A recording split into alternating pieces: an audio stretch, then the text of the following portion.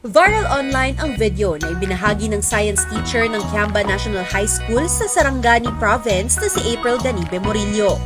Makikita sa video ang ipinamalas na imbensyon ng 13-year-old niyang estudyante na si Jonathan Paez o JP na isang automatic trash bin. Paliwanag ng guro, hindi raw ito parte ng kanilang school requirement.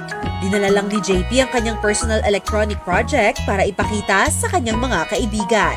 Sabi ng mga classmates niya na, "Ma'am, wait lang ma'am, pwede i-introduce muna ni JP yung invention niya, ma'am." Sabi ko, talaga ba? Meron ba? Tapos nila niya yung invention niya papunta sa kanyang desk. Yun na, pinakita niya. Sabi ko, pakiulit kasi I will record it. At hindi ko po alam na nag-viral po pala yun. Nag-PM lang din yung mga previous students ko na yung video ni JP umabot na ng million viewers. Dagdag pa ni Teacher April, ang robotics competition sa kanilang paaralan ay para lamang sa senior high school students. Kaya lalo siyang nabilib na sa murang edad ni JP, kaya niya nang bumuo ng iba't ibang robotic o electronic projects.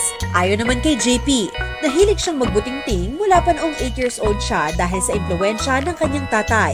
Suportado naman si JP ng kanyang mga magulang dahil kitang-kita raw nila ang saya at determinasyon sa paggawa ng iba't ibang proyekto ng kanilang anak. Siyempre, proud kami sa mga ginagawa niya, sa mga gagawin pa. Minsan nakikita namin nahihirapan siya kasi parang may gagawin siya na hindi successful, iiyak siya.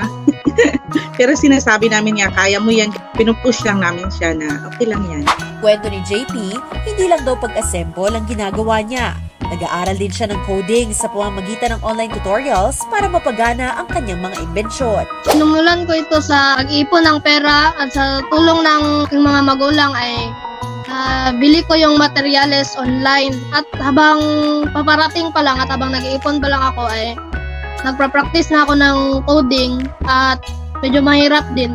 Bukod sa kanyang talento, masipag din mag-aral si JP kaya naman isa rin siyang honor student. Pangarap niya ang maging electrician balang araw. Pero sa ngayon, aktibo rin siya sa musika bilang gitarista sa kanilang eskwelahan. Kaya naman para kay Teacher April, mahalagang masuportahan ang hilig ng mga bata para mas matulungan silang mapabuti ang kanilang talento.